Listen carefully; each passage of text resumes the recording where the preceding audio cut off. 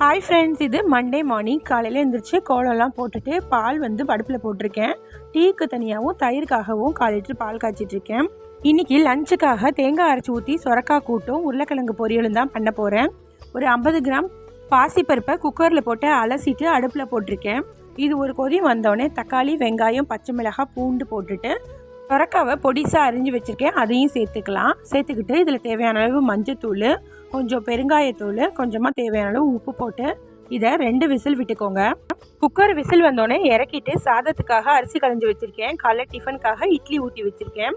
இப்போ பருப்புக்கு ஒரு தேங்காய் பேஸ்ட் அரைச்சிக்கலாம். தேங்காயும் பெருஞ்சீரகம் போட்டு நல்லா பேஸ்ட்டாக அரைச்சிட்டு கூட்டில் ஊற்றி நல்லா கொதிக்க விட்டுக்கோங்க. இது நல்லா கொதிச்சோடனே இதுக்கு ஒரு தாளிப்பு கொடுத்துக்கலாம். வெங்காயம், பட்டை மிளகாய், கருவேப்பிலை போட்டு கடுகு போட்டு தாளித்து கூட்டில் சேர்த்துக்கலாம். இன்றைக்கி இட்லிக்கு சைட் டிஷ்க்கும் இந்த கூட்டு தான்.